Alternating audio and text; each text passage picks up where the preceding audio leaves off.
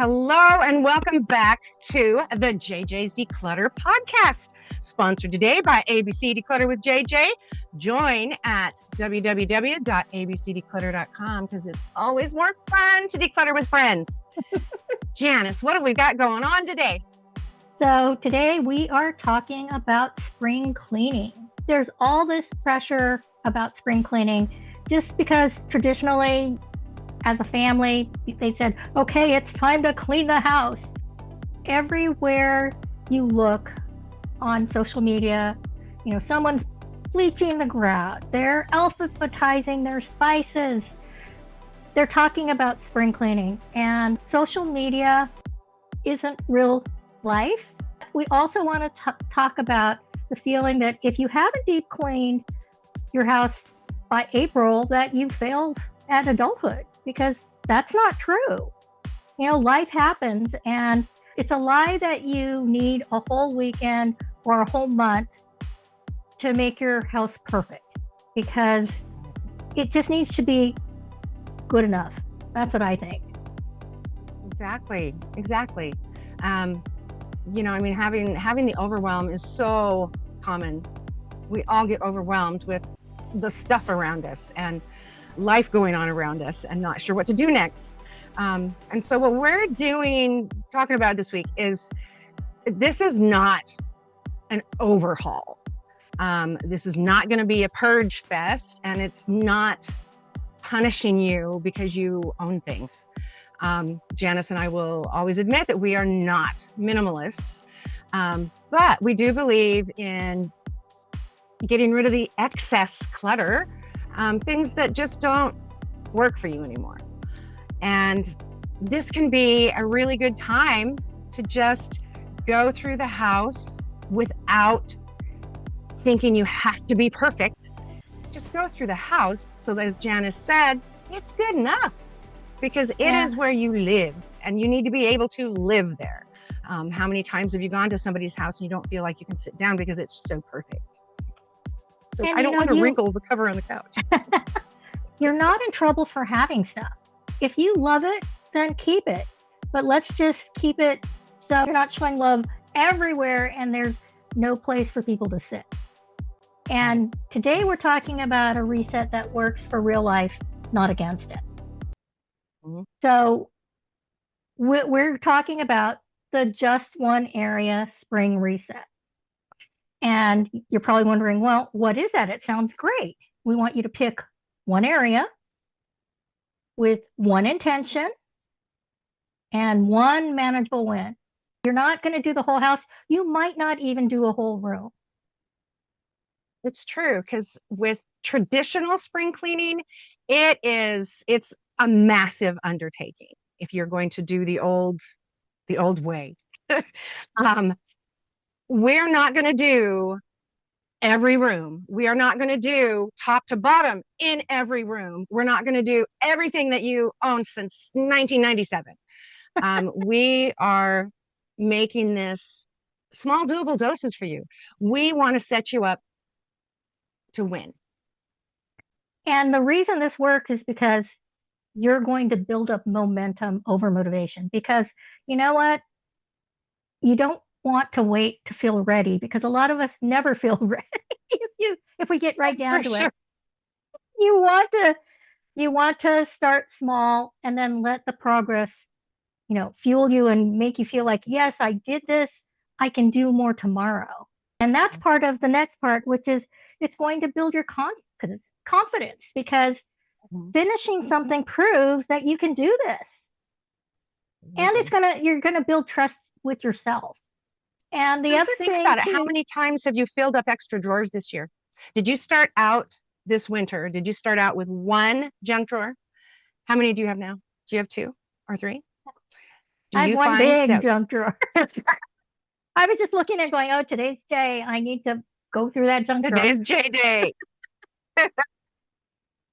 So yeah, I thought I would bring that up because it is true. Things kind of grow, especially over the winter when we're not out and about as much. Doing it this way reduces your decision fatigue, because fewer items mean fewer choices. And that's going to lead to less mental exhaustion. Absolutely. And with less things, it's less to clean, and Mm-hmm. so it goes faster. Yep. Um, so how do you think you're going to choose your one area? Um, you want to pick something that is going to be small enough that you can finish it. Um, it's annoying you enough that it's going to matter. It's like there's that one drawer in the kitchen that you get into all the time, but it's driving you crazy. And you just have never taken the time to actually attack it. Maybe now's your time. And you want it to be something also that is visible enough to feel rewarding. So if we're talking about the drawer in the kitchen, it's one that you use all the time. So that is going to be visible and rewarding to you. Otherwise, you can go to, say, the landing spot inside your entryway, or just, go to Mm-hmm. the entryway and let's make coming into the house more calm. And you can choose that little area. So there's different ways to go about that. You might have one shelf in the pantry that's just an absolute disaster. And so that's what you look at all the time and it's driving you crazy. So you can focus on that. Maybe the linen closet because you no longer have a twin size bed in the house, but you have 6 sets of twin size sheets. Sometimes it's good to go through your linen closet and decide, oh, that can go. So those are just a few examples of things that you can pick for your one area. So the places you want to avoid in this is you want to avoid the emotional attic because that's going to have the old photos, your kids' keepsakes, those letters and memory boxes, and you want something that you can do quickly. This you should pick something that you can do within 15 to 45 minutes. That's small and doable. You're going to want to avoid all the legacy clutter, like those inherited items, those someday projects, things Mm, that are connected with the sentimental overwhelm. Um, and perfectionism is nice in some things, but in housekeeping, not so much, because you need to remember that you can stop when the time is up. You don't have to finish the room today. Timers are your friends, and finished is better than flawless. It's going to right. beat it every single time. And choosing something small, it's not cheating, it's actually winning. And it's strategic. Absolutely. Yeah. And it just you want to set yourself up for success. You want to be able Mhm. to start and finish something. So if you make your little tasks that you're going to be doing, if you make them in smaller dollops, it's going to be easier for you to finish and feel good about that, which will encourage you to do another one either today, tomorrow, but it's going to keep you on that flow. Yep. So let's break it kind of into some simple steps here. You want to, number one, you want to set the intention. So what do you want this area to do for you? So for instance, coming inside the front door, and our hutch is right there, and that's where we'll set the keys down sometimes, or the purse will go down. It's not where they live, but they'll end up there, um, just because of habit. And so you want to set your intention to put the items where they actually live, and you want this area to be clear and be inviting so that if somebody comes to visit, there's room for their things to set right there until they have to leave. um, and function over fantasy. Mhm. So you may have this beautiful picture from Pinterest or Instagram that shows this amazing entryway with all the hooks and the bench and I don't have room for that stuff in my house. So that's more of a fantasy. I can't do that. With us, it is you're going to have to come in and set they can set their person things down there. And then we take the coat somewhere else to hang it because that's the size of our house. So set your intention of what to do and what you want this area to do for you. Yep. What you want it to look like. Now, Yeah. step two is empty only what you can handle. So you don't want to end up spreading the clutter all around the house. Plus, you want to emphasize that you're only doing a drawer, or you're only doing a shelf, or you're only doing a basket. You don't want to take on too much. And there are things called decluttering avalanches where one drawer becomes five piles, and then lunch happened, and then it's bedtime, and those five piles live there for a week. We don't want that to happen. So maybe when you're decluttering that area, you use a tray, you put a towel down, or you're using a small bin, because that will help contain all the stuff that you're taking out and making the decisions about. Exactly. Exactly. So step three, you want to make fast decisions. No overthinking. No maybe piles, or at least no maybe piles that are going to start another family. But you want to keep what things are going to stay here, and then what things live elsewhere. Go put them away. What things are trash, throw them away, or Mhm. recycle it. What things are supposed to be going out. So these are return the library book, or take the donations down to the charity shop, all that kind of thing. So you want to make your fast decisions, pick it up. Do I use it? No. Okay, off it goes. Is it And mine? No, it's my husband's. So I put it in a basket for him. your first instinct is usually right. Do I want this? Do I use this? No. Then give it to somebody else. Let it go get used. Step four is resetting for real life. So containers are optional. They can be helpful, but you know what? Don't go out and buy stuff. Use what you have first. And shoe boxes are good. If you're working with a drawer, use old phone boxes can come in handy there. I use all sorts of things. I use, they used to have those stacking shoe drawers. So Oh they had yeah. drawers and you pulled them out. Well, I got rid of the outside and I now use that in my drawers, my wooden drawers. And they're the perfect size for my underwear and my bras and things like that, because they're long enough that I can fold them and see them all, but they're not too tall. So, use what you have. You also want to be aware that having something that you can get to easily, it's better than something that looks pretty. And you know Right. what? If it's too hard to put away, you're not going to put it away and things won't stay tidy. Right. And and you want to So make sure that these things are designed for, you know, those when you're tired on a Tuesday, after work, after kids, so use hooks instead of hangers, baskets instead of stacking, or even use right, open bins. right. That's a great idea. So after you've gone through your area, and we always like to suggest that you use a timer. So go ahead and Mhm. set your timer. We're going to do a decluttering dozen. So just get your timer out and set it for 12 minutes, um, and start. And what is going to happen with that is that it's going to keep you motivated, because you're going to know, okay, I'm going to beat the clock. But it also, when it dings, it's like, hey, time's up. Are you done?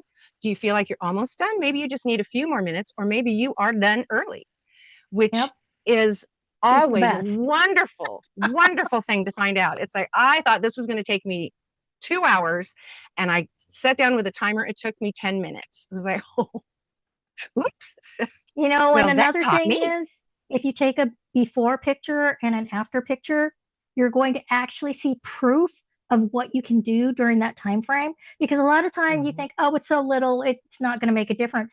But they all add up and it builds on each other. And you're going to be amazed that, oh, I got rid of five things from this work session. And then I got rid of 10 things. Oh my God, I got rid of 15 things today. That's a lot.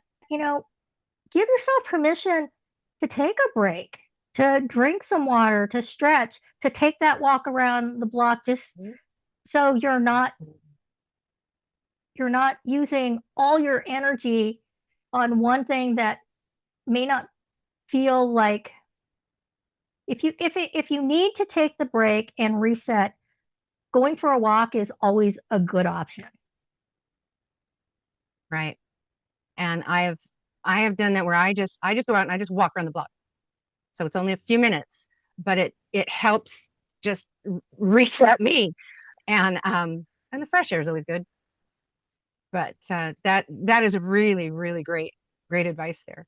And so after you've done your reset, there's different payoffs that you're going to get. Number one, you're going to feel relief. It's like, oh my gosh, I did it. That was easier than I thought. It looks great. Awesome. It's going to bring you some calm because now you're going to walk in if you're doing, inside the entryway, now you're going to walk in your door and it's calmer as you come in. And so that's going to help you put that further out into the house, and that's going to feel really good. And it also shows that you're in control. You are in control of what comes and goes and stays and leaves in your house. And so that is a wonderful, wonderful payoff to have at the end of just a little decluttering. Now, there are other practical payoffs, such as it's going to make it so much easier to clean because you're not cleaning around stuff. It's going to make it faster to get ready in the mornings. You're going to do less searching. There's going to be less visual noise, meaning there's not all this clutter surrounding you and making you feel anxious. And you're actually going to end up buying less things because you now know where things are and you know what you have. And you're going to have an identity shift where you start to believe that I'm someone who can handle my space, and that's going to build your confidence, which is always a good thing. Now, Oh, yeah. we want to remind you that you can stop. Stop after one area. You don't have to keep on going. One win is great, and it's enough. You can come back and revisit it if you feel like there's still some things that you want to declutter. So repeat it in a week. Um, if the clutter comes back, well, there'll be less clutter there, hopefully, and it'll be faster for you to do it. And you know what? When clutter comes back, it's called a hot spot, and we can actually help you with that. But on to the next thing. um, there's no pressure here. All your progress doesn't have to turn into a marathon. We're doing small doable doses, and when you're training for a marathon, you first put your shoes on and you go for a walk. And then if you do that for 5 days, then the next time you run for 2 minutes and you walk for 3 minutes. And then you work up to running for 5 minutes and walking for 3 minutes. And that's how you run a marathon. And I know that because my daughter actually ran a marathon when she was 13.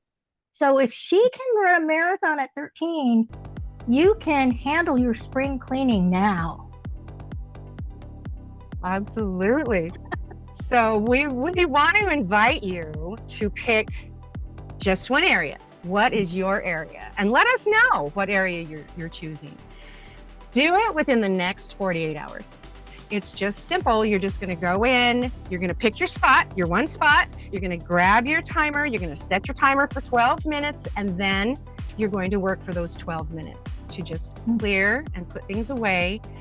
And then you can actually dust it, and it's going to be so easy to dust because there's only the things that live there now. So that's always a good thing.